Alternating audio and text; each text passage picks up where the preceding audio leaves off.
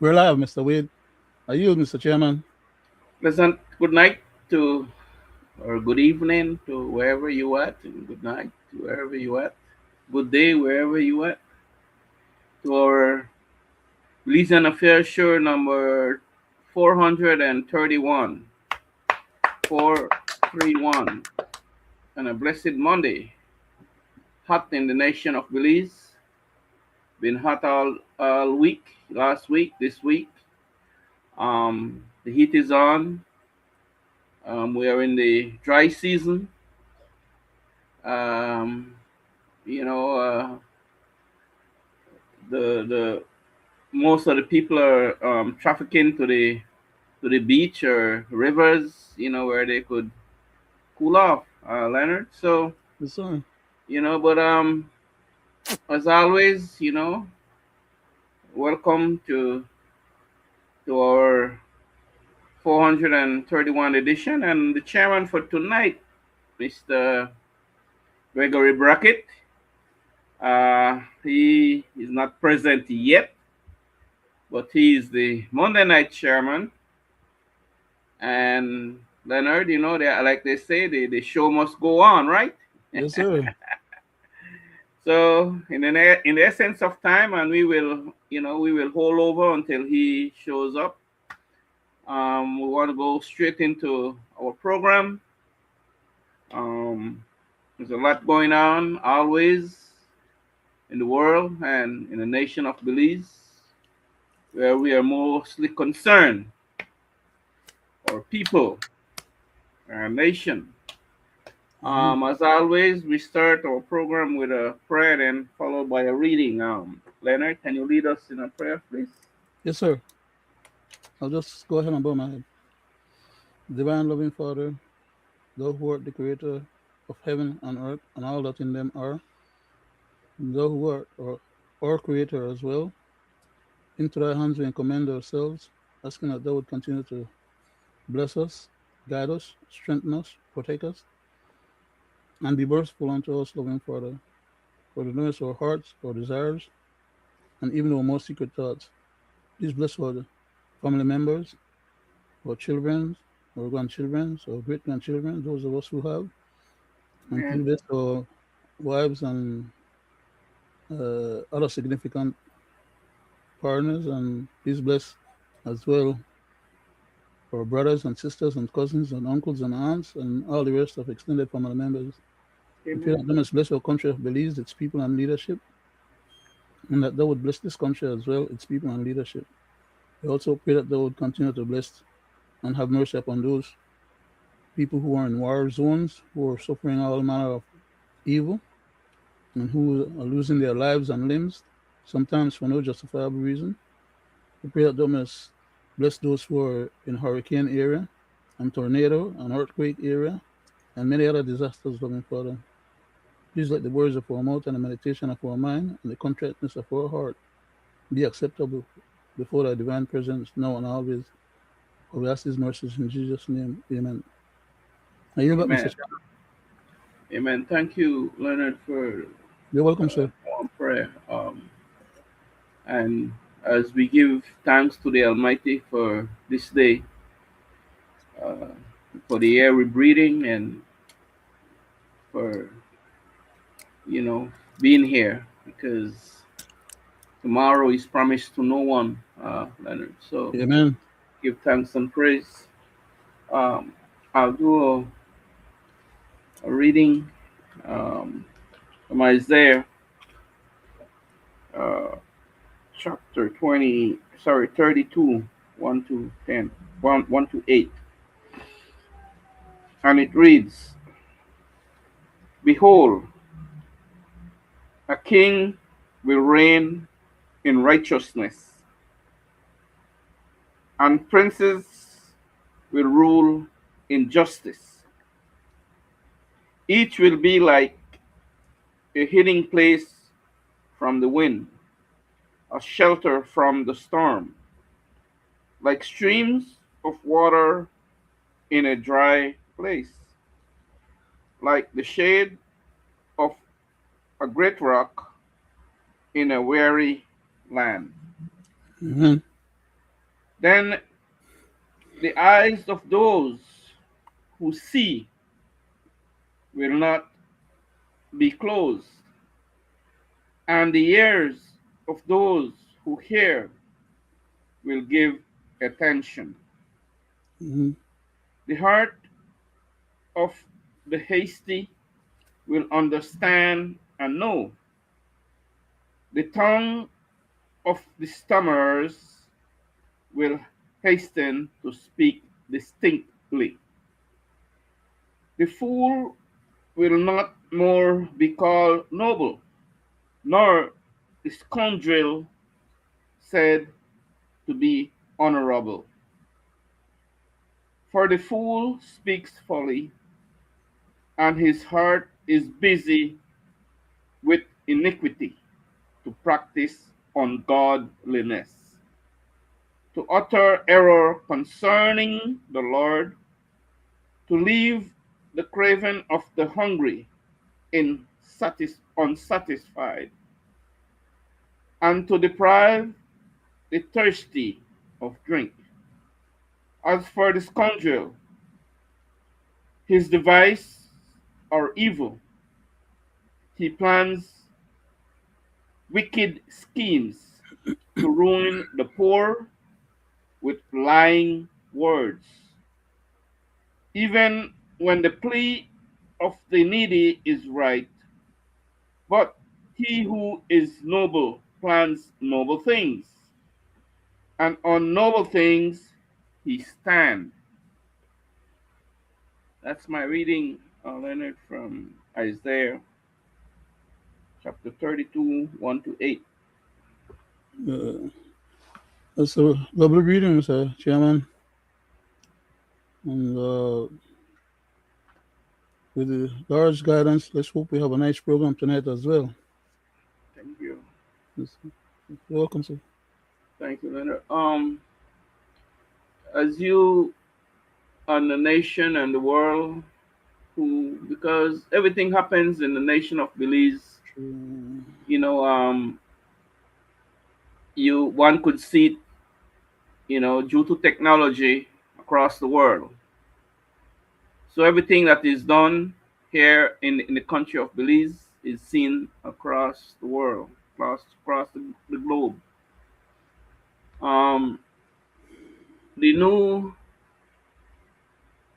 the new ill right now is again the transportation department, the the independent bus owners. And as we saw lately in the news again today that they the way they are putting it is they had this meeting, and they were burning tires, and uh, the independent bus owners buses wasn't running today. They went on strike, so they were hurdling in a meeting, and it's public knowledge now. You see, one is saying this and the other is saying that. Um, but for me, I think that it's all about want to succor the commuters again, Leonard, at whatever cost, right? The government seems to still want to hold on to the money at the percentage, the the high price of gasoline and diesel. Um, and they work out little compromise now with the bosses that went on strike, saying that they are going to give them some a little subsidy, right, of Public, $3. public pressure, sir. Public pressure. It's, but you see, these people, they always want, they only let out a little bit out of the bag, right? Mm-hmm. They don't give you the actual, you know, the actual deal that they had worked out. They itemized a couple of the headings, and this is what it is.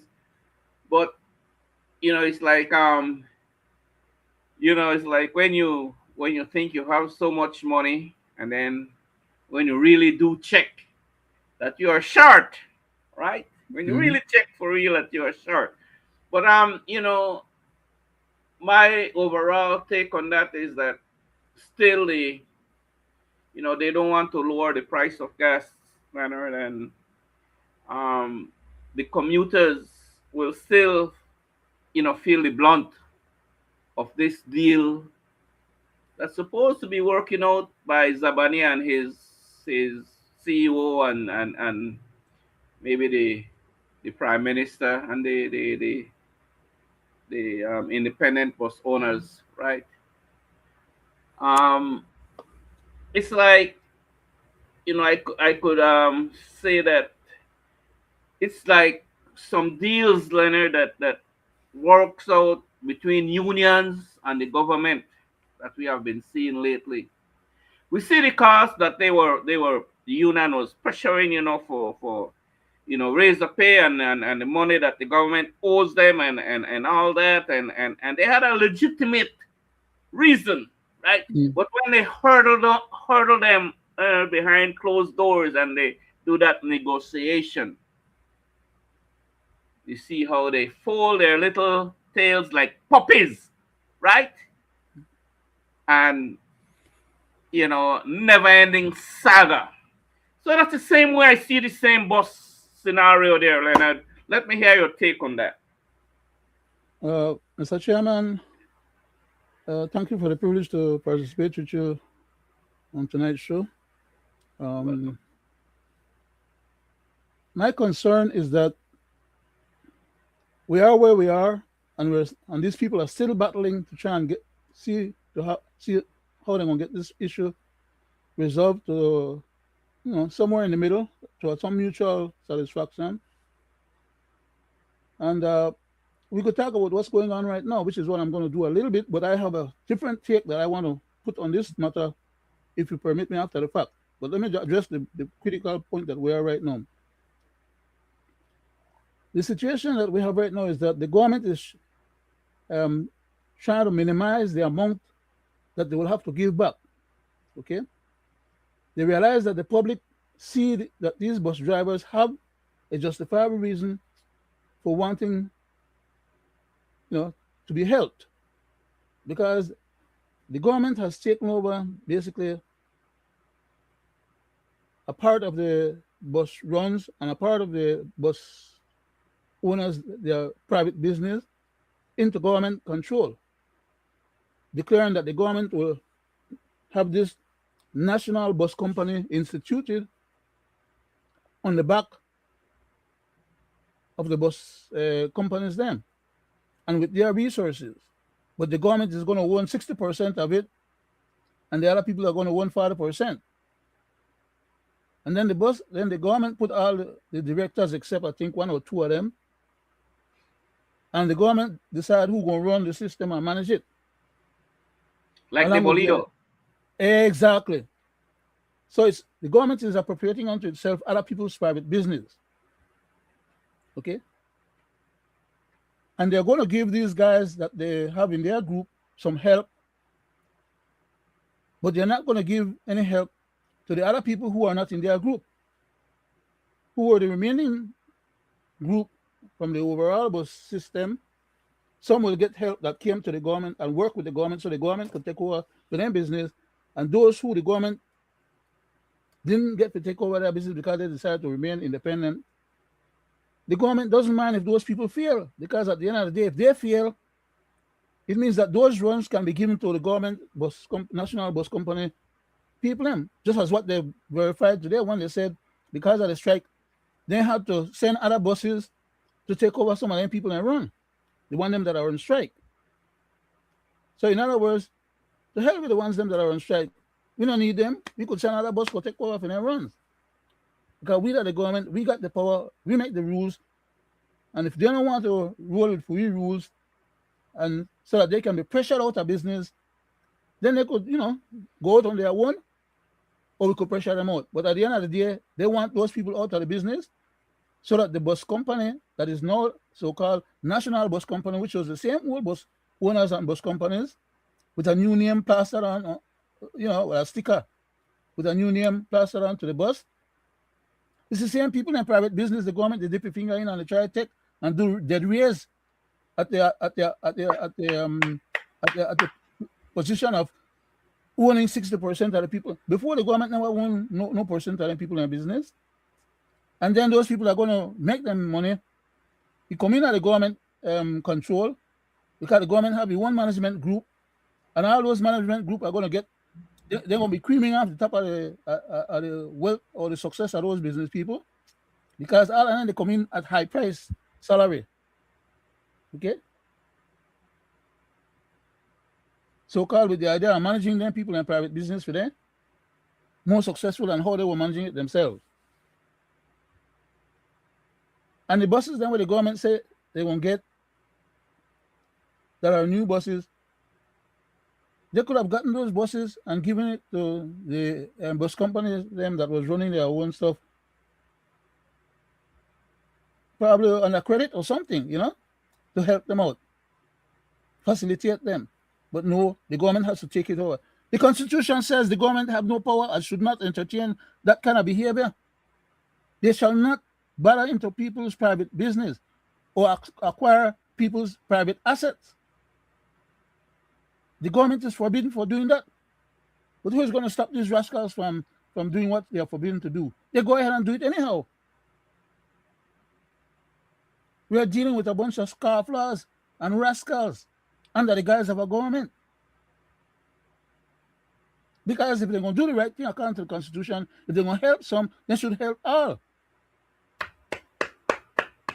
The Constitution forbids discrimination.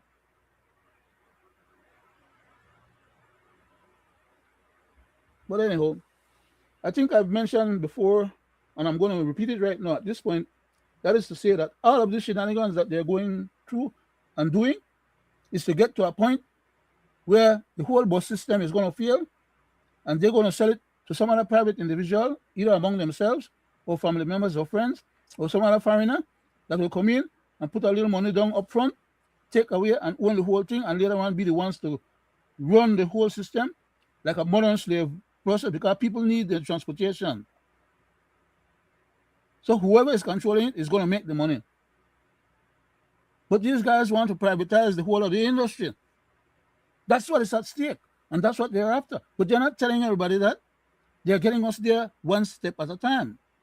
Exactly. By the time the bus system fails, they're going to say, oh, well, we can't manage it anymore. The government can't afford to be bothered with this, so let's sell it off to somebody else. That's part of their original agenda, which is why they decided to make laws to dip their fingers in what they're not supposed to do, violate the Constitution, and pretend that because they have some powers vested in them as the government, that they are above the Constitution and should run roughshod over the people and chance the people.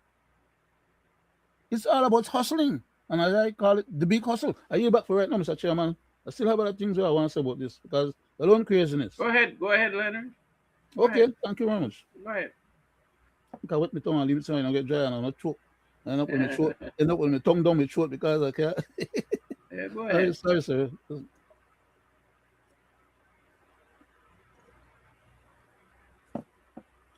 Okay. The government, especially in this particular instance, just as we are right now, had the government gone ahead and used some of their employees, because they're all servants of ours, okay? We the people are the government. They are just administrators, caretakers, and they're supposed to be doing what they're doing on our behalf, not against our interests. So had they got, and they have economics, not economics, economists available to them inside of the government hierarchy, as well as they could hire additional people outside if they need to give them advice. For example, The government knew that they would have to raise the price of fuel because we're not producing any fuel in our country to where we can meet our own needs. Of course, we send fuel abroad, that's another topic for a different day. But we have to buy the fuel from abroad. And because of the war, we know at some point we will have to get a new shipment when the old stock is finished. We'll have to get a new shipment, and the new shipment will come with a higher price. So what the government did, instead of waiting until the new shipment come with the higher price, they went ahead and raised the price of the shipment that they already had in the country. That was acquired at a lower rate. They raised the price on that. So they charged the public when they did that. And then, knowing that the next shipment would have to be raised, they went ahead and raised the new shipment when the new shipment came. On top of what they had just previously raised. And they're so smart to the point now, let me show you how slick these guys are or how treacherous they are, okay? Now they are arguing with the bus owners them because some of the bus owners them that didn't join their national bus company were asking for some relief from the extra higher price of the fuel. Either they could have charged them less for the fuel, or they could have given them a little break on to increase the prices. Either give them a subsidy or give them a break in terms of raising the price a little bit more, because everybody else's price on all other goods and services in the country went up, except for the bus drivers them or the bus owners them. Okay? And unless the government issue a change in cost or price, those people are suffering right now. Some of them might not even survive too long before they go under, because the price of the fuel right now alone, besides all the other mechanics and other things that they have to deal with to maintain those older buses, they're not making any kind of money. They're going into the hole. And the longer the government stretch them out, take long to be able to have this issue resolved. Some of them may not survive, and like I said earlier, they don't want some of them to survive. They want them to be forced out without the government's hand being shown as pushing them out and trying to take over those runs. Because today they had buses already available to take over those runs while those people were on strike. So when I was saying that from before, it wasn't because I didn't know what I was talking about. The point was proven today. The next thing is that, as I said earlier, if the government was truly interested in the well-being of the country and the economics of the country, they would not have raised the price of fuel preemptively before the new stock came. They would not have had to raise it, the extra higher price when the new stock came. And they will have to raise it some more when the other new stock, every new stock from now until this issue gets resolved, will be raising over and over. So the country is in a dire situation. Everybody is getting bleed. All because the government mismanaged. They could have just, if they were taking, let's say, right now they're supposed to be taking somewhere between about approximately 50% then. Okay, whatever the price of gas is, about 50% approximately, the government is taking in taxes.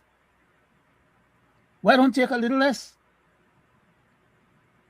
If they have to pay a higher price for the gas on the next shipment, don't raise the same amount of percentage that they normally raise, so that they don't end up getting a higher price off of the people's demise. Minimize the amount that they raise as a part of their take, and just raise the price enough to cover the difference of the new price for the new shipment. That's another way of doing it. It's not difficult for them to figure that out or how to do that. Then, by doing that, the price of goods will not go up as high. And I'm talking about the price of goods in general for the whole country. But now, look at how smart they think they are. They're promising these guys, the bus owners them, to give them a break. They won't have to discuss it because the bus drivers want the government to I think the diesel is almost $16 now per gallon. So the bus driver is saying, okay, well, the government should let them buy it because they are buying it from the government. Remember, now the government is a government controlled item, right? So the bus drivers are asking the government, why don't they sell the gas, the diesel at not, I think it's $10 per gallon instead of 15, almost 15. It's 14 point something, almost 14.90 something, almost $15. The government is saying, okay, well, they might not give them the whole amount that they're asking for. They might give them a little less, and then give them a little chance to raise the price of the transportation by probably $1 or whatever. Some are small numbers again, right? They won't work those numbers out. It's not just the bus drivers alone that are in problems because the whole economy is tanking because they are raising price of goods and the price of goods is escalating the cost of living for everybody and all other transport, including all other vehicles. So when they are pretending that okay, they're going to solve the bus drivers the problem by giving them a little bit back, what about giving back to everybody? Want to leave it to everybody? They're on a strain, the whole country, and these guys know what they're doing. They are extractors. All they're doing is taking away from the population.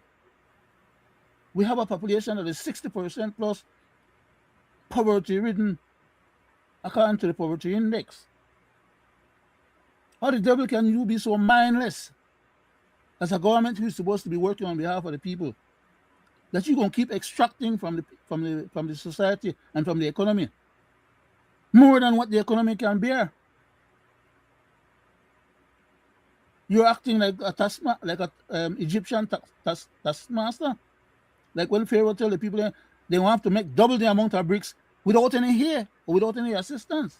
That's what these jackals are doing to the people in the country. Thank you. Yeah.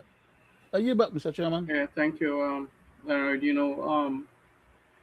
My people, it all boils down to who will feel the blunt of the deals that the government is making.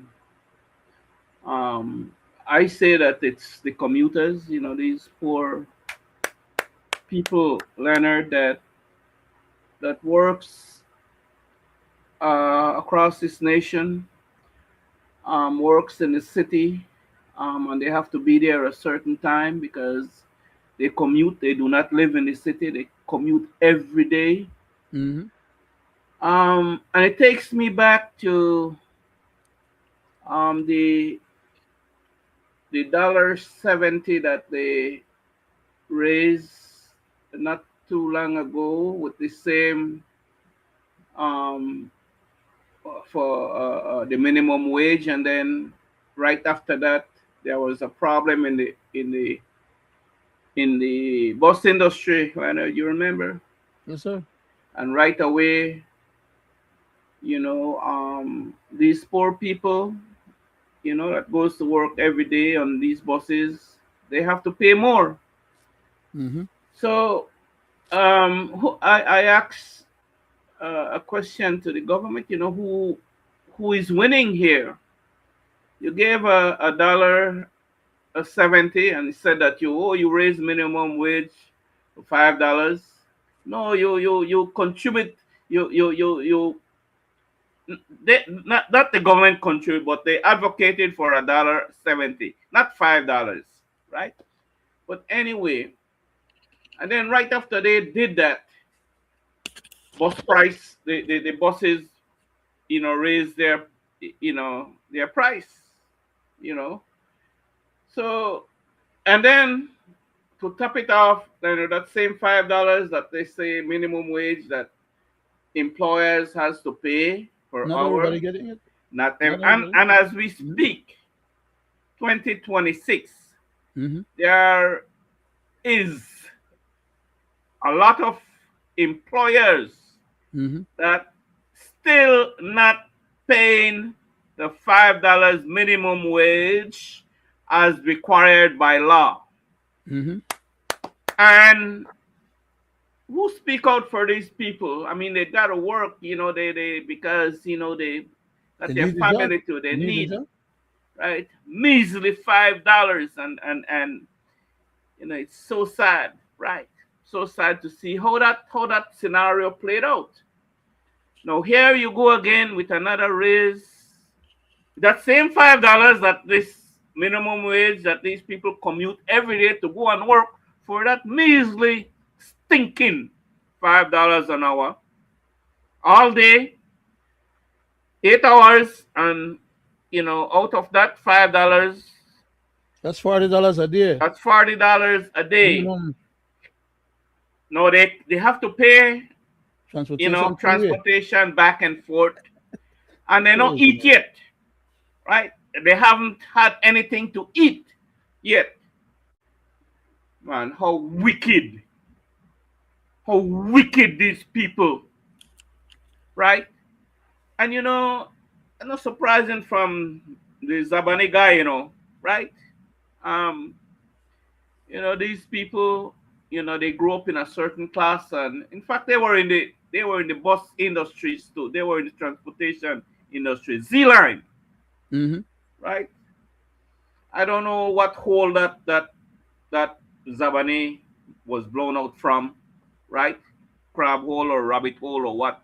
I don't know who he related to, of those people, those Zabanis that were in the It's the in the same bus one. industry, right? He's the younger generation of the same So group. but anyway, my Or really. bottom line is, right, that the poor people will end up with the blunt of this super nice deal that he's working out. And we have our chairman with us, Leonard, my people, Yes, sir. Mr. Gregory Brackett. He's the Monday night chairman, and I'll graciously hand over his show. Back to you, Mr. Chairman. Glad to have you. Glad to see you. Good night, gentlemen. Good night to the people at home and abroad. Thanking you for tuning in to this, your 431st episode of Belizean Affairs.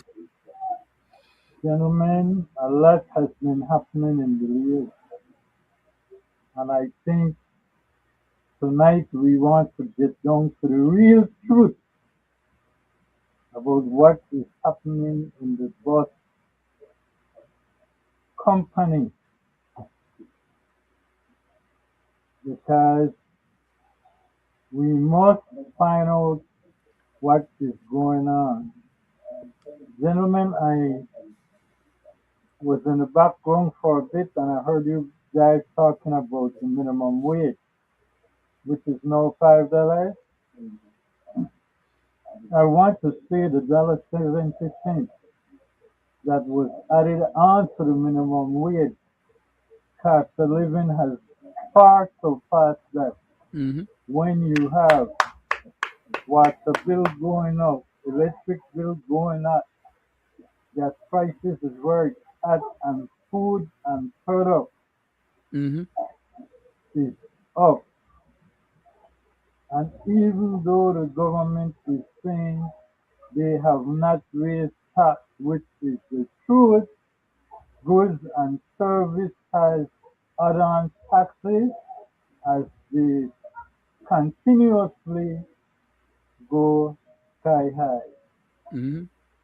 With that said, Mr. Wade and Mr. Brackett, we want to go back to when the government first initiated these private owners of the bus company, and they decided to start to take over. I want to go to the first year. I'm here to do a job. I got a mandate from Cabinet and Plan Belize and the IDB that the bus industry in this country must upgrade. And I'm determined to complete my mission. The commuters have complained that they have not been asked about the decisions that are being made that are going to affect them. Do you think that they should be consulted, or what's the plan? Belizeans are reluctant to change. When the change comes, they will embrace it. But do you think that they should at least be made part of the discussion? That's why when you're finished with the system, you have tier 1, tier 2, tier 3. So you will determine which bus you want to run. If you want to wear a first class, it's up to you. If you want to wear a second class, it's up to you. Part of the agreement, as far as I'm made to understand, is that the bus runs would be divided into regions, so to speak. And so there are more than one players in the north, and they are supposed to consolidate to 2 runs. Is this even feasible? Belize is the only country in the world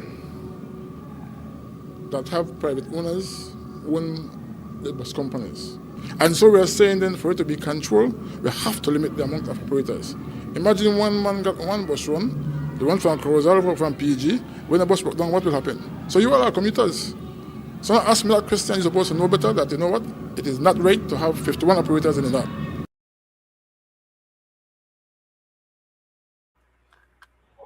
Mr. Wade, I go to you first, sir. And gentlemen, I want to keep it down to 5 minutes because there's a lot to cover tonight to bring the truth to the wider public at home and abroad. Go ahead, Mr. Wade. Thank you, Mr. Chairman. First of all, you listen to that guy. He get the mandate from cabinet. Like he wasn't part of cabinet. Florelia. He get it, yeah. He get it from and then he get it from the IDB, and then he have to complete his mission, right? So what is his mission? I've heard that before that he tells these bus owners, these private bus, oh no, you could go to the National Bank and you could borrow money and you could upgrade your buses. But here you hear him about the old buses, right? So that didn't go well, Mr. Chairman, because I understand that the bank don't want to lend none of these small little bus owners any money to buy no bus or to upgrade any bus, right? So, these people has an agenda. Yes, of course, he sat in cabinet, and they India now, they're trying to figure out how they will control the bus industry. That's what that was all about, right? How they will start controlling, Mr. Chairman, and this is the end product, and it will not end well yet, right? It's so sad to see how they did now this bus company now, just like how they took the Bolido away from Brad's and gave it to some, and in the name of the public, in the name of the public, the government. So I wonder back to this Bolido real quick thing. I wonder who are the owners of the Bolido, right? I would like to know these names, right? It shouldn't be like that because they say that it goes back to the government, and who is the government? But anyway, I will left that piece there. It's the same thing, Mr. Chairman, that is going to happen, and that is happening in the bus industry. It's so sad. At the end of the day, that they will wring out more sweat from the commuters and from the riding public. They didn't mention in cabinet or try to lobby in cabinet how to lower the price of gas. They didn't do that, right? To help the wider population, everybody, right? They don't care, Mr. Chairman, because they drive the public vehicles. They have a fuel order book that they don't give a hoot. They just produce that to Britannia gas station and everything is covered, right? But who looks out and who are looking out for the commuters? The poor people with that minimum wage of $5 an hour that commute every day across this nation to go to work, back and forth. Who is looking out for these people?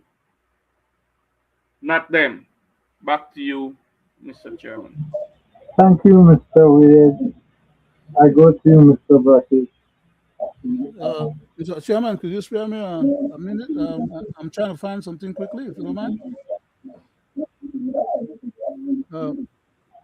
before I get my chance to weigh in, no, I'm just trying to find something quickly. Could you proceed further? Thank you, Mr. Brackett. I want to say Uh, this. When Mr. Ferguson was the Minister of Transport and this bus talk came up, they were talking about how the buses were old. They were talking about the need to replace them. They were talking about a major upgrade had to take place. And back then, Mr. Ferguson said something in a comment, and I want to go back to that comment and play it so you, the people at home and abroad, can hear the comment. Much on the right bus to go to work? Nobody? All right. So is it comfortable? Is it convenient for you? All right. For the last 2 years, I became the minister responsible for transportation. I came in here because I want to show you that I want to improve transportation across the country. And the only way it can be done, I give these operators 2 years to show me that they want to make a transformation. After 2 years, I don't see anything. You all came to me in December. I said, Mr. Ferguson, any new thing that happened in transport, I told you gradually you'll see it happen. Now, our operator get revoked because of discrepancies, because of buses that are not roadworthy. Suppose we have a major accident out there with a bus. In our country, and Mr. Ferguson, how you got this whole bus on the road? I will talk that they want change. So the change and transformation begins now. I'm sorry.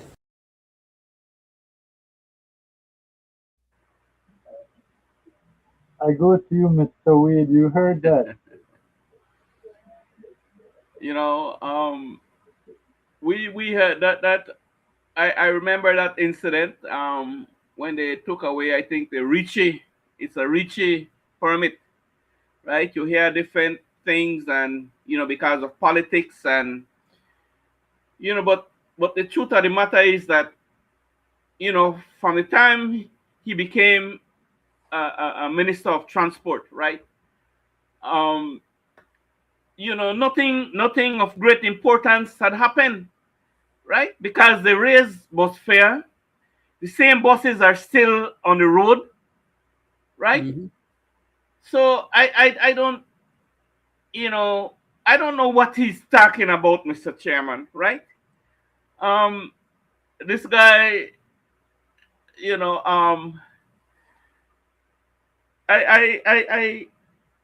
I would like to know, like I said, right, who are the people behind this that is pushing this national bus company? I would like to know, right?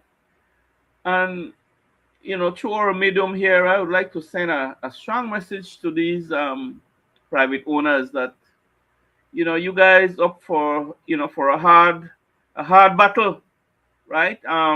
Guys, finish yet, right? It just begin.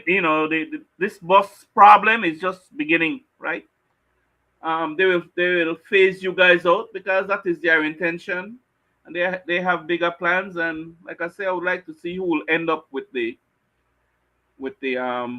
national bus industry. I would like to see who will end up with that company. We know who we got an idea, have an idea who end up with the Bolido, right? But I would like to know these people. I mean, it should be publicly put out there as to who these people are. And I understand that they have their own CEO too, Mr. Chairman. I Mm-hmm. don't know. I don't know who is paying these people. Collecting I a don't fat know. salary. So I don't know if it's another arm of government. I don't know. It's been paid by the taxpayers, right? Well, we have heard when they wanted to push that marijuana bill, the Musa guy said, the taxpayers don't have to pay nothing, right? That it will, that office and that department will run. Some department he talking about by by donation by a private person, right? Up to now, we don't know who that private person is. So, these guys are, set of scoundrels, right? The bottom line is that what I would like to see them do is to lower the price of gas across the board. That's what I would like to see them do, right? So, that's what I got to say, Mr. Chairman. Thank you, Mr. Wade. I go to you, Mr. Brackett. Thank you very much, sir. I found what I was looking for. The Constitution of Belize, Section 15, subsection 1, reads as follows: no person shall be denied the opportunity to gain his living by work which he freely choose or accept, whether by pursuing a profession or occupation, or by engaging in a trade or business, or otherwise. And there's a lot more to that, but I need to skip that and go to section 16. Let me just make it a little bigger so I could read it a little bit more.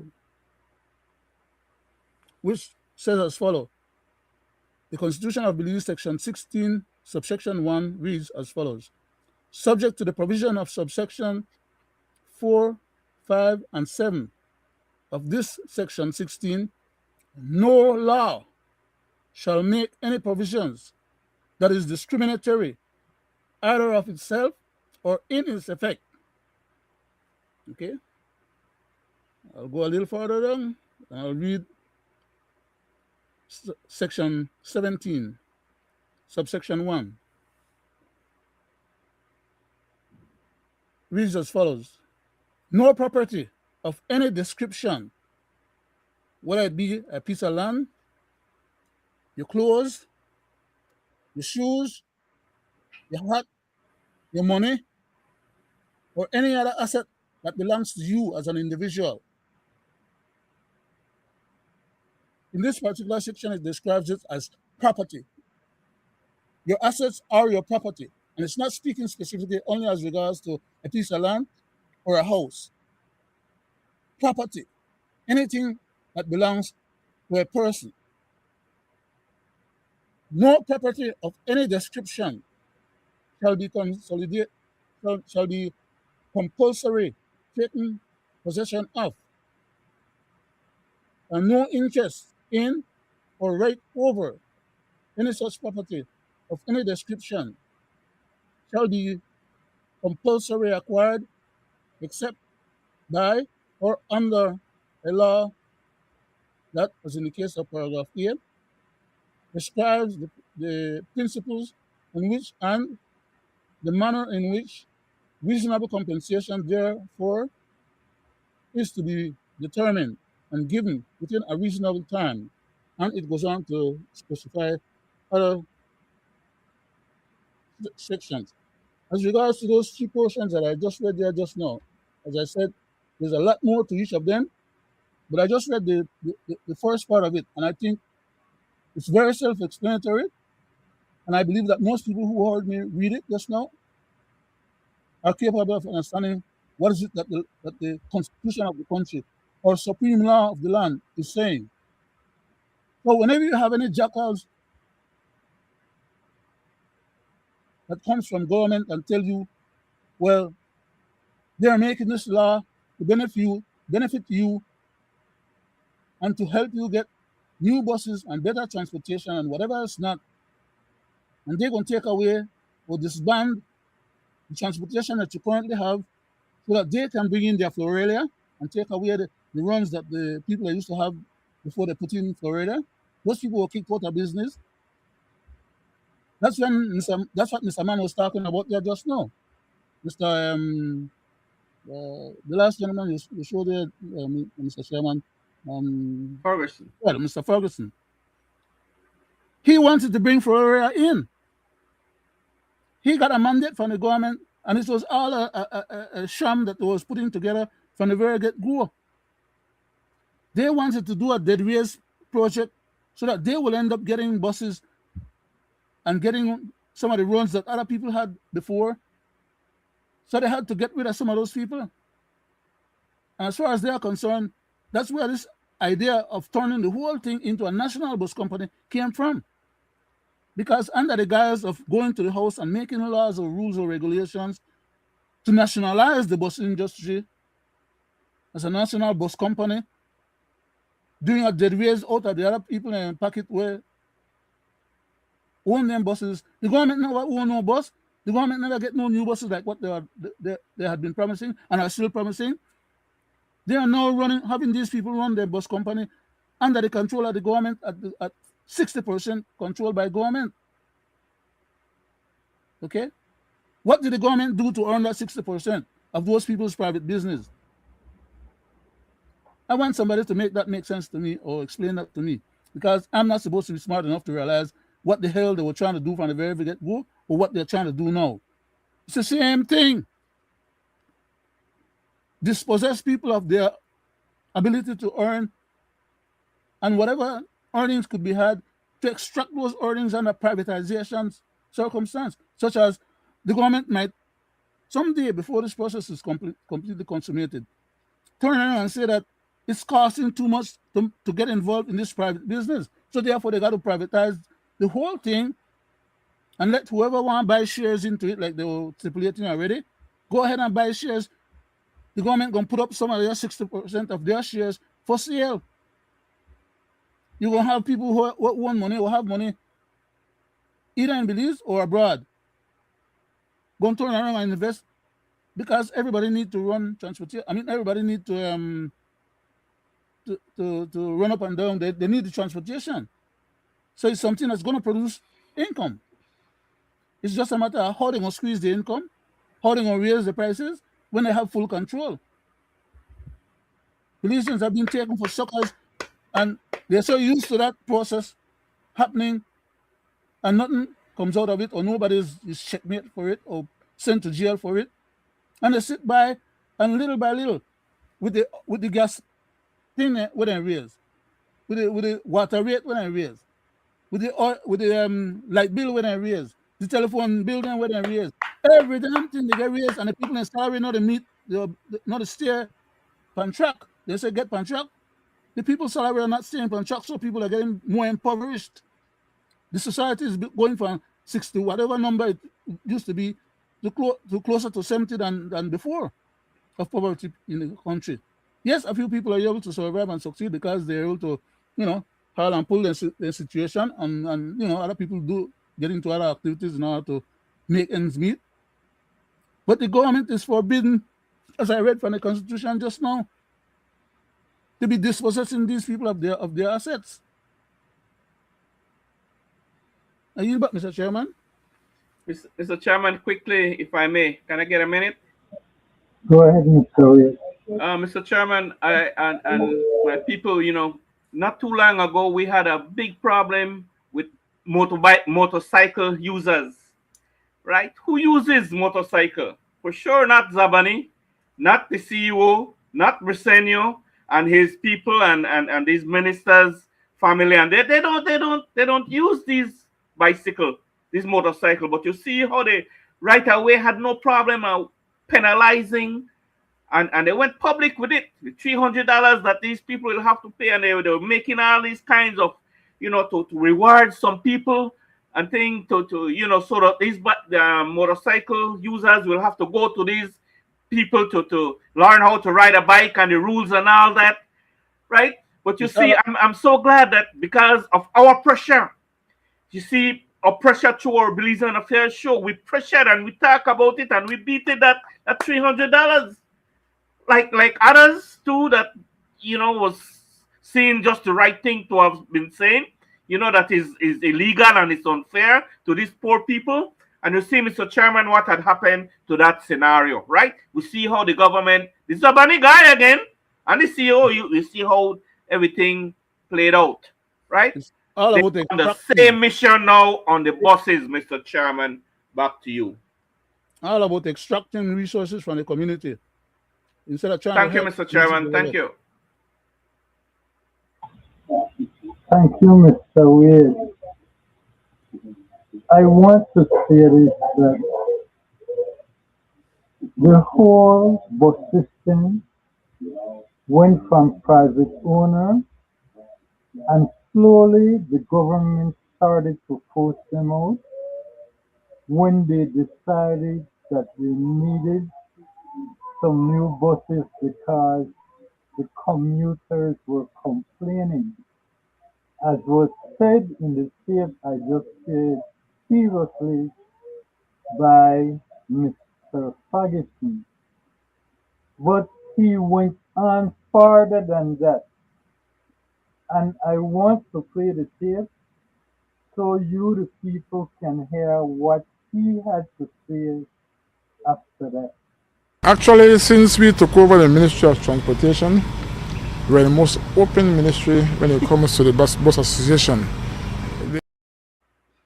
Actually, I don't want to play that tape yet. I want to save it for a reason. I want to tell the nation that because I want to improve a standard, I will be accused of so many things.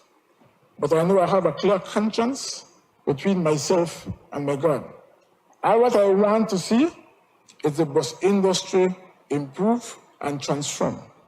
As long as the Prime Minister allows me to be the Minister of Transportation, that improvement will come to fruition. It's a difficult task because people believe in business as usual, and nobody wants change.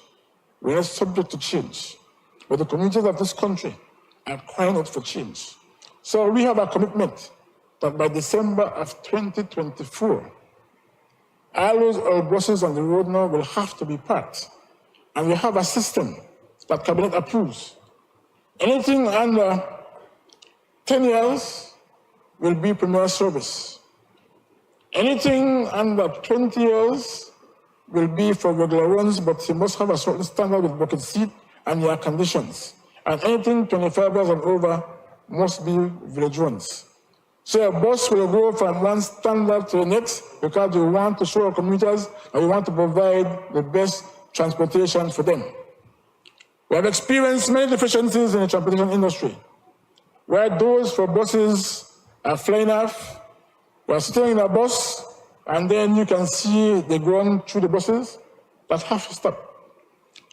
I think you all understand that hopefully by the end of the year, there will be a pilot project, not only in Belize City, but likewise on the Western Corridor, where we'll get some pilot buses to run for 1 year to understand how to operate these electric buses.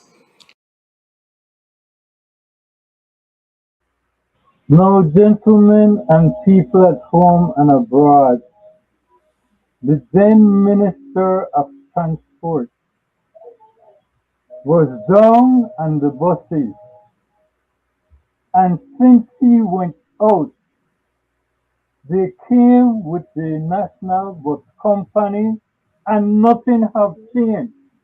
They took over from these private bus owners, and guess what? The same bus that they were trying to force out is running, and everything is silent. So actually, it was ludicrous how they forced out the private bus owners. Bamboozlers.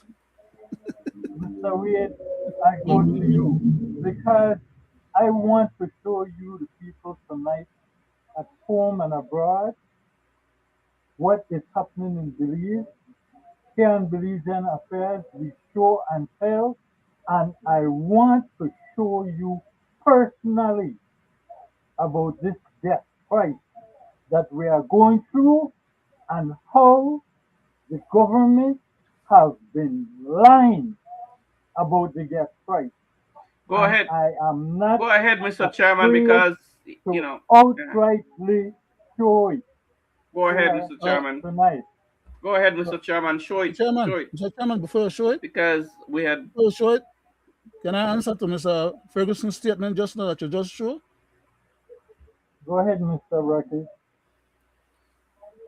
Subject to the provisions of subsection 4, 5, and 7 of this section, which is section 16, no law shall make any provisions that is discriminatory either of itself or in its effect.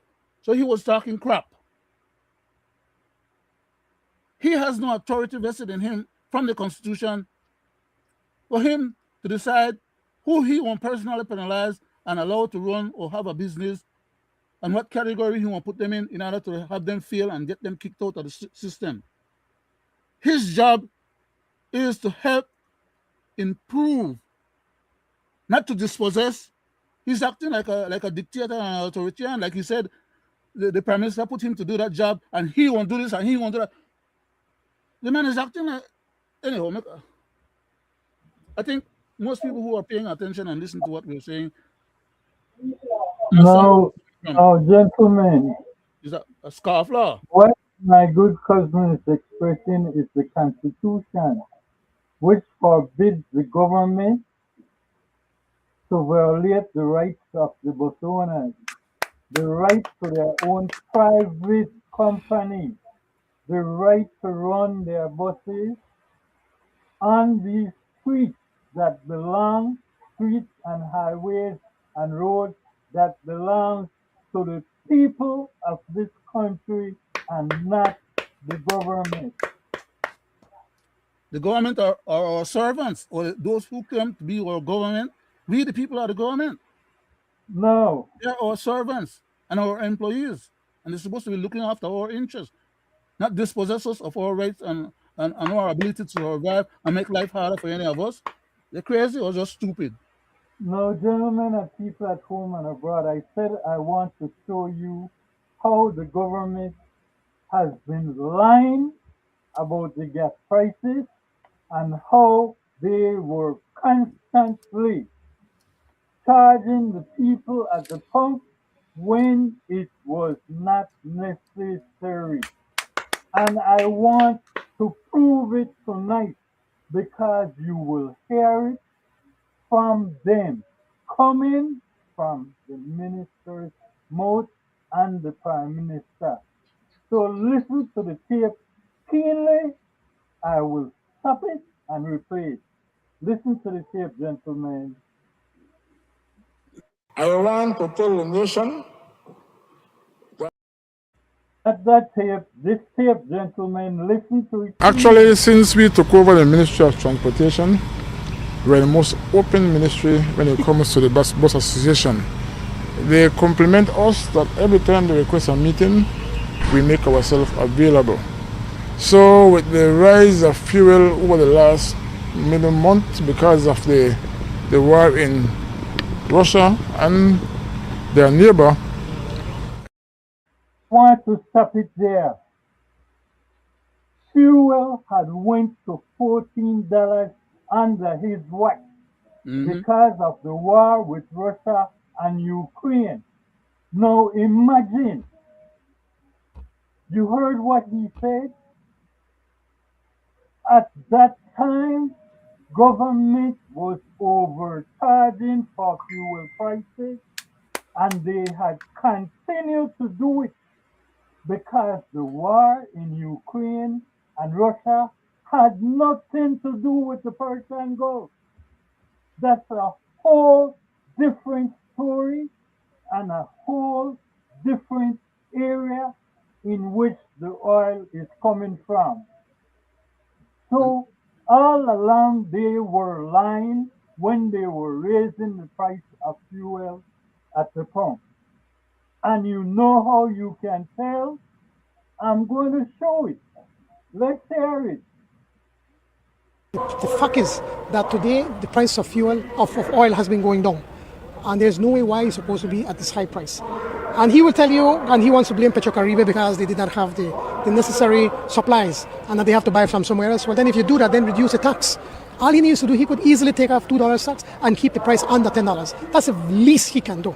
The least he can do. But yet he continues to tax with the fuel, with the GST. I mean, he's putting on new taxes on new products on GST. So we are feeling that pressure as Belizeans. And his words gives me no comfort. Well, it's difficult, yes, it is. Yes, but as much as I'd love to bring down the price of fuel, then okay, if I bring down the cost of the taxes, tell me where we're going to get the money to be able to do all of these things that we're doing. And we're hoping that we could eventually start to ease that as we start to increase in other areas where we could improve the tax collection, and as the economies continue to grow, that then we could then ease off on that, on those taxes and cover it somewhere else. But presently, right now, we don't. So if we were to cut that, then we may have to cut GST. I'm sorry, we can't have the GST free weekends, the free education, the feeding programs, the scholarships, NHI. All of these things come from our tax monies. Do you feel comfort by the Prime Minister's words? Did you heard that? Arguing with himself He and lying is at the same saying time. if we cut down on the fuel, it will hamper education. We can't have no more free GST and all that. But yet still, when Mr. Ferguson was the minister about, they blamed the war in Ukraine and kept fuel price at $14, milking the people when there was not a fuel problem in the Middle East.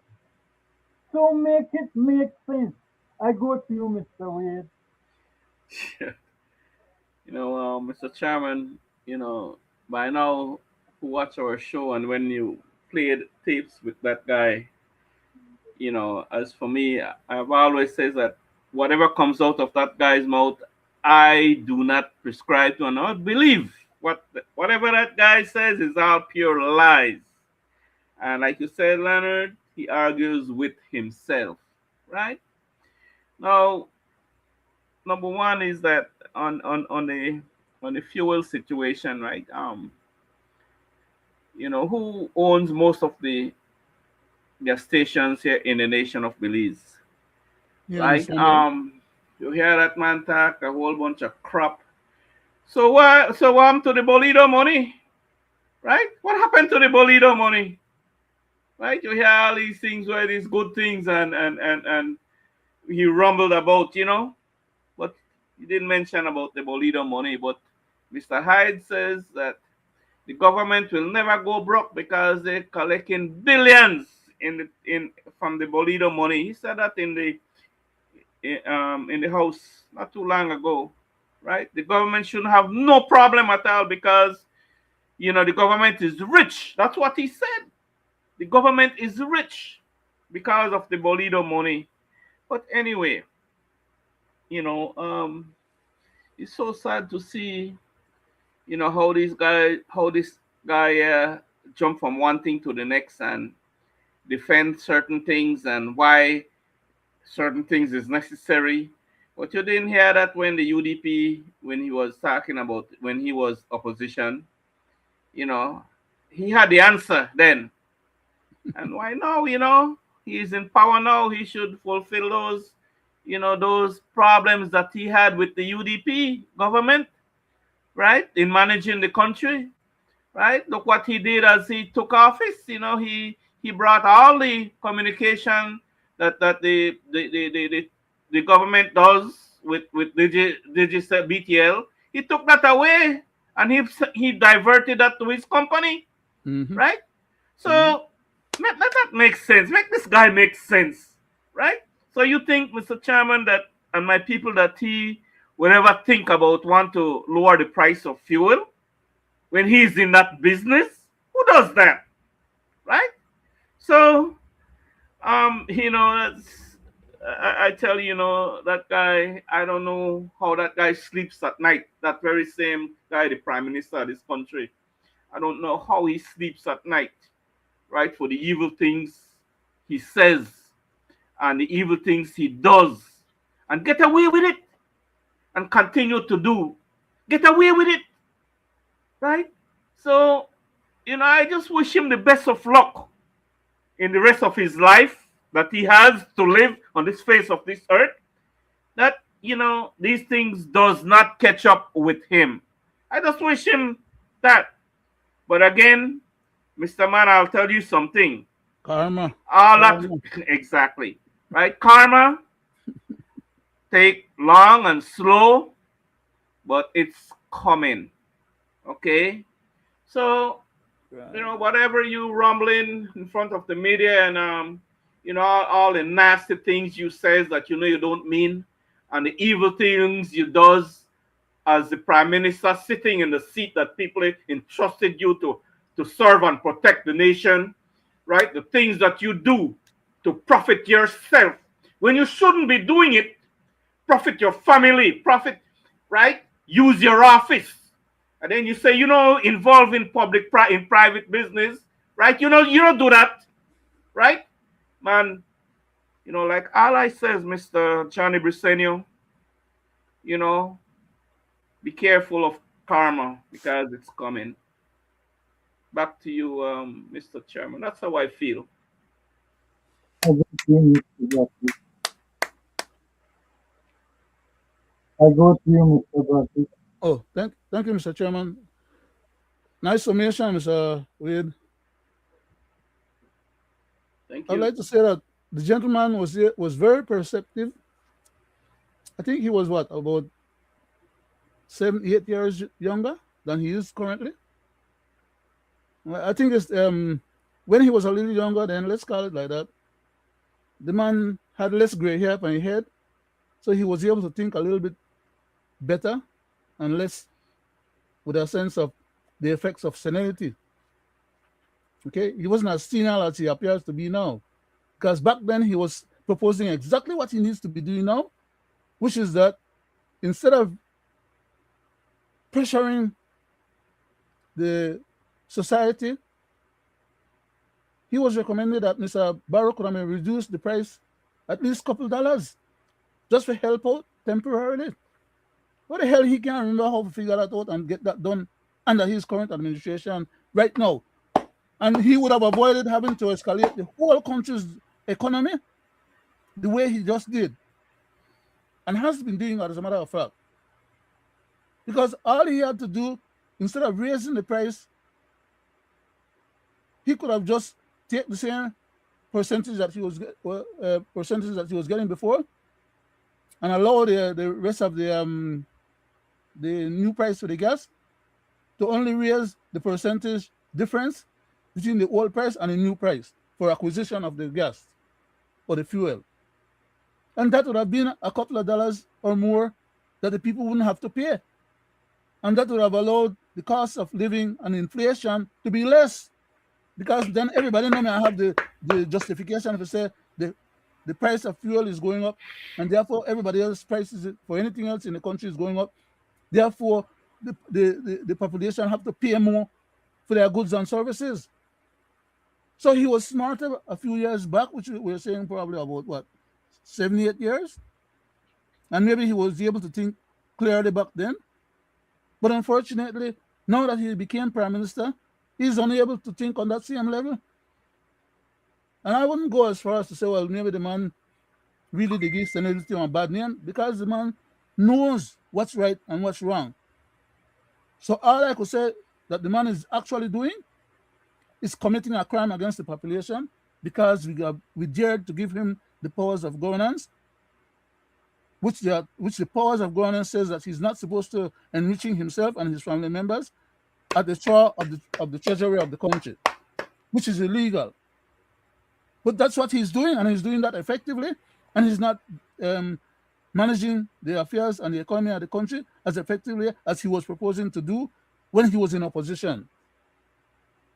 That's why I call him a scoundrel and a scofflaw and a jackal. That's what jackals and scofflaws do. That's what mobsters do. They lie to you in your face, and when you give them the opportunity, they turn around and they treat you exactly how mobsters treat you. You dare to give them or trust them, and therefore you're only supposed to suffer the consequences of your trust. They violate your trust. They violate the Constitution. They go and create these rules and regulations and bylaws and whatever else not, contrary to the Constitution. And then they turn around and use those new rules and regulations to mess up the people. As Mr. Mann was saying earlier, Mr. Ferguson, the Prime Minister given the chance to make him run that particular department, and therefore the people going to have to go ahead and follow the rules that he's setting down. And if they don't want to follow it, then they need to get out of business. You can't, as a government or as a minister, come into a department and use the powers vested in that department under your ministerial portfolio to do harm to the public. That is not what government is supposed to be about. It's about looking after the well-being and the welfare of the people. And if you can't do that, step aside. I yield back, Mr. Chairman. I yield back, sir. Thank you, Mr. Brackett. What I want to say is this, right? The government is blaming the war in the Persian Gulf with Iran as to why the fuel is so high. The government was also blaming the president when he kidnapped Maduro. He was saying fuel was high because Venezuela was not pumping any fuel.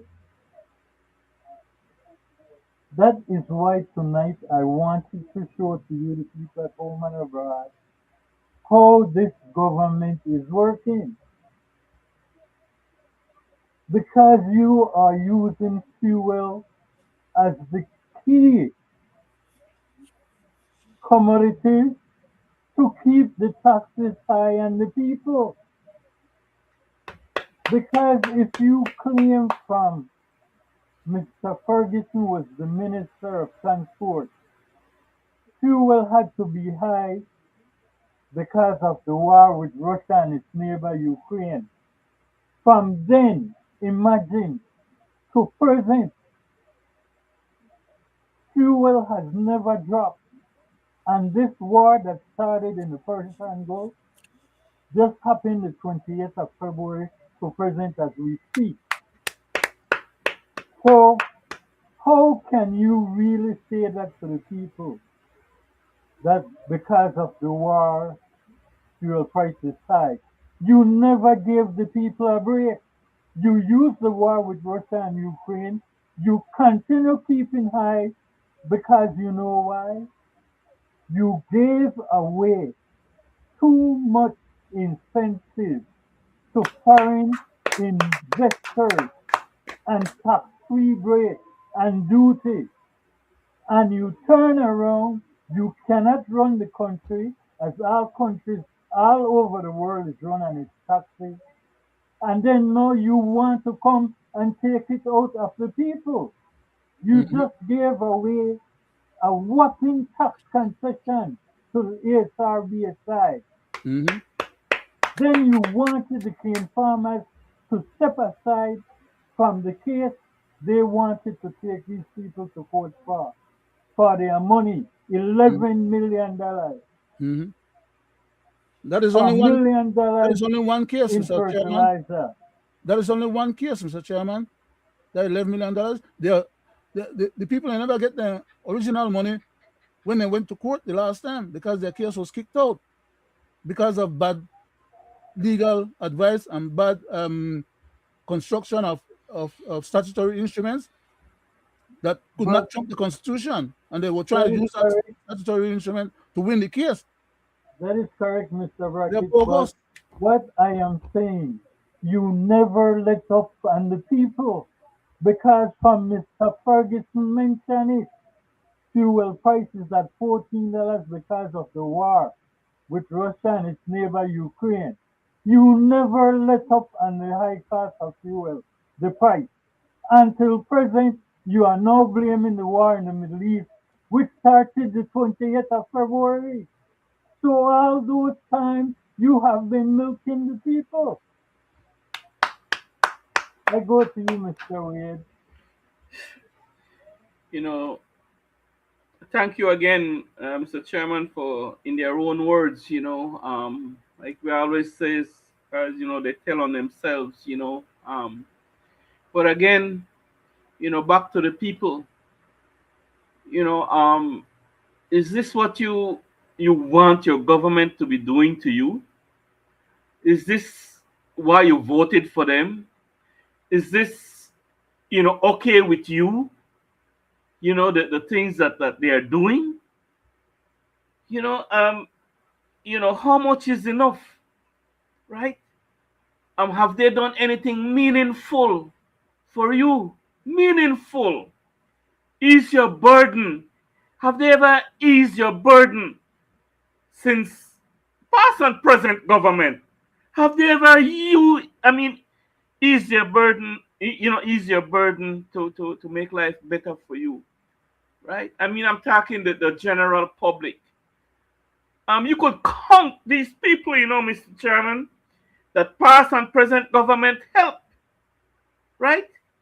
You could count them, right? But again, I just hope that the masses out there, see these people for who they are, stop, accommodating them, right? Move to something else. Move to something else, man. It might help you. You never know. But the ones you've been having over the centuries, I think that, the leaders you have, the people of Belize, the nation of Belize, in my view, is that what these people do, this two-party system does, they mastering to keep people poor and dependent, and dependent, right? That's how I see it. So, I feel for the people, Mr. Chairman, because these guys, they'll continue. They get into power. People elect them to serve and protect them, but they have different agenda after they get elected, right? And they see that the people, they are not people who revolt. Belizean, yes, right. That's what they say, and give them a couple days, Mr. Chairman, and they forget all that we do to them. Right? Then we'll come with a new scenario and a new scenario until we get our package together. Because that's what, right now, they are fighting for a package. I'm talking this People's United Party government. They have an agenda, right? And they're slowly getting there with the help of the Belizean people. Back to you, Mr. Chairman.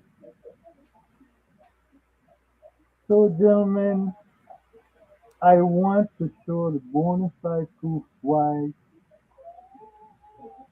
this government has never let up on its fuel price. Because you know why? They set their rate yearly. They set their rate yearly and they keep the price at where it is at. And now they are actually blaming the high price, as I said, and the war. I will go to you, Mr. Brackett. Let's hear the tape first. Fuel prices are once again squeezing Belizeans.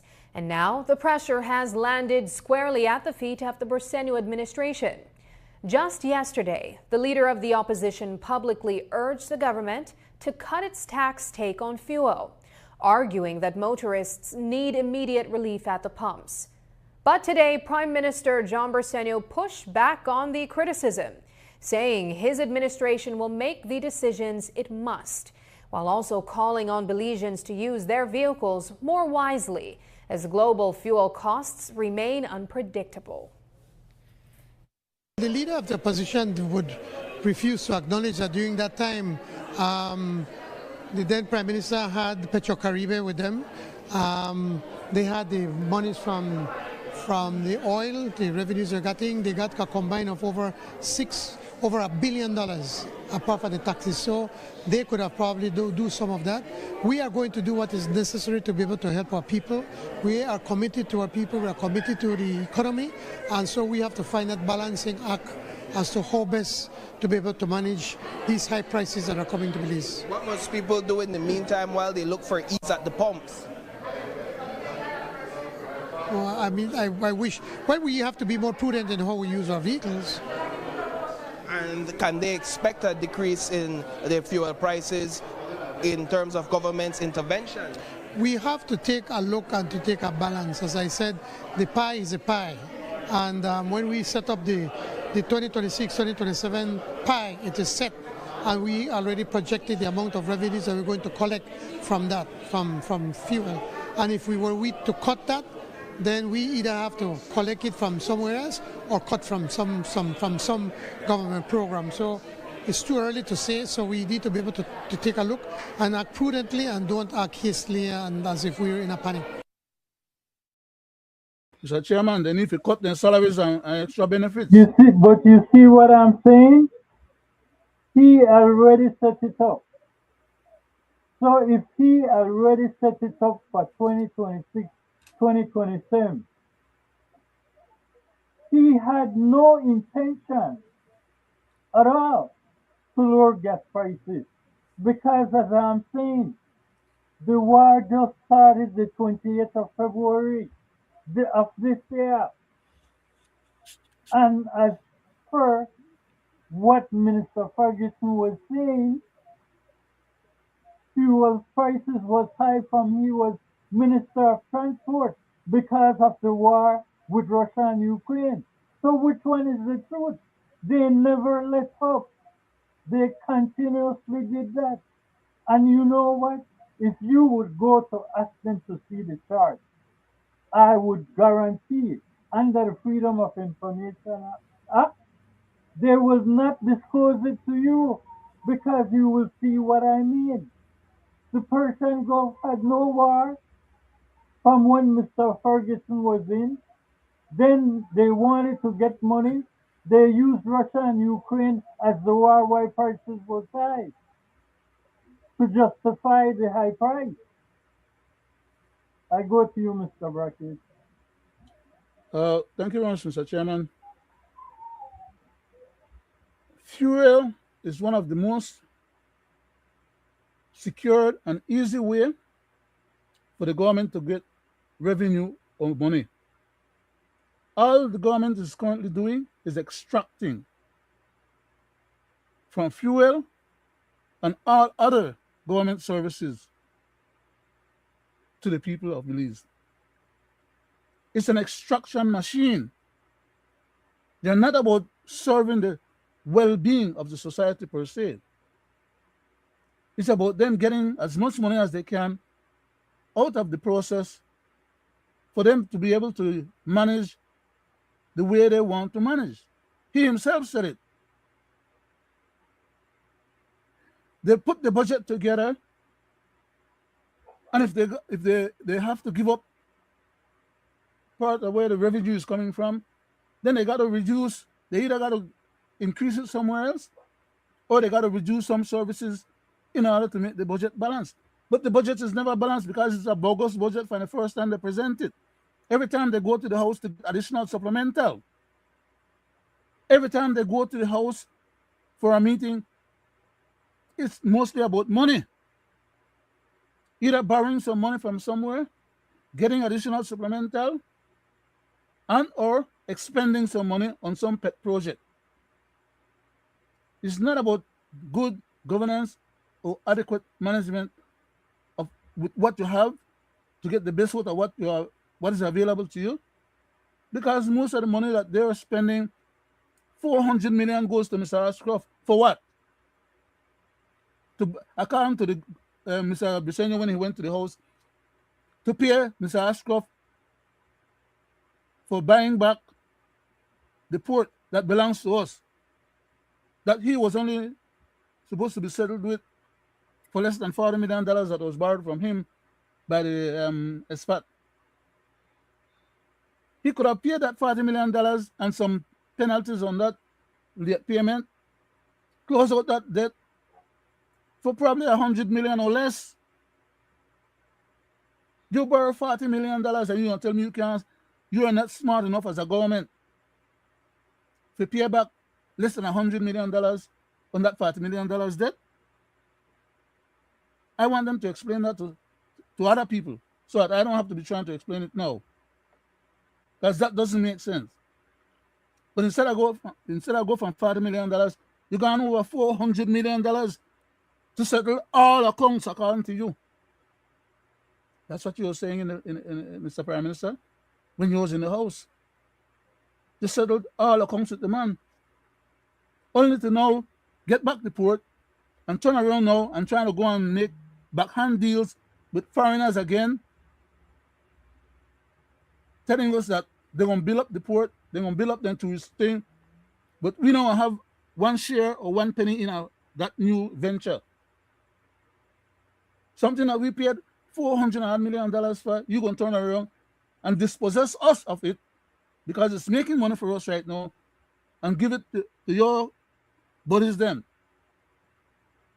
Sign it over from our government coffers and the oral governance powers to an outsider to come in and continue rape the country, continue extracting from the country, and you give them concession 20, 30 years to pay no taxes, no stamp duty, nothing, contribute nothing to the society, but to extract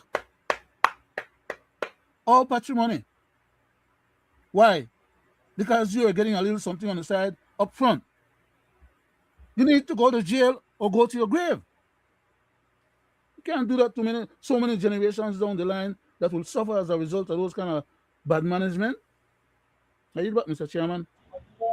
Thank you, Mr. Brackett. Mr. Wade, I go to you for the closing and your last comment. Thank you, Mr. Chairman. Thank you for hosting such a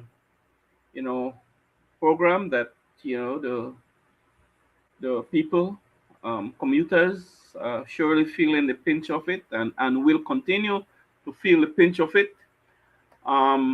As to the pie that your Prime Minister mentioned, my people, I know you're not even going to get to smell it, right?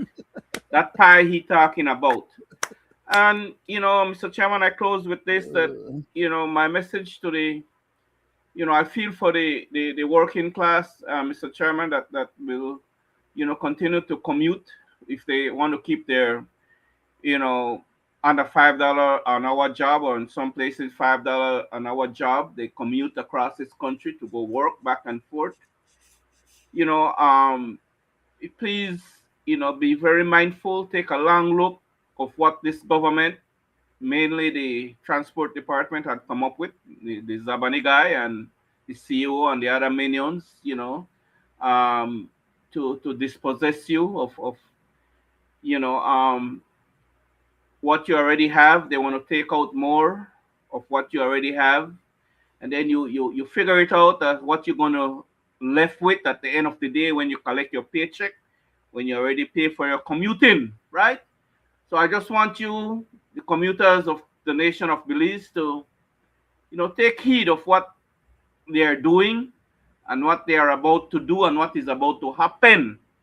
And on that note, I want to thank you, Mr. Chairman, for show and tell, from their own mouth, right? How they continue to lie to the Belizean people, right? And how they continue to pillage and wringing out, all the juice, wringing out the juice. That's slowly turning that handle on the poor and less fortunate in the nation of Belize, right? Why? Because nobody stopped them. Nobody. Mm-hmm. So they have their hands on the lever and they will continue to do it. And on that note, I want to thank you, Leonard, for sitting with us tonight. You're welcome. It's a pleasure, my pleasure, to sit with both of you. And again, thank you, Mr. Chairman. And to those who are viewing us and who will view us a little later, thank you for supporting, and please share our program. Hope that tonight's program, Mr. Chairman, shed some light, on some of those that still have their eyes closed, that their eyes are a little bit open tonight. Hope that it hits home a little bit. On that note, I want to thank you again, Mr. Chairman. Thank you, Mr. Wade. With that, I want to say good night to you, the people at home and abroad.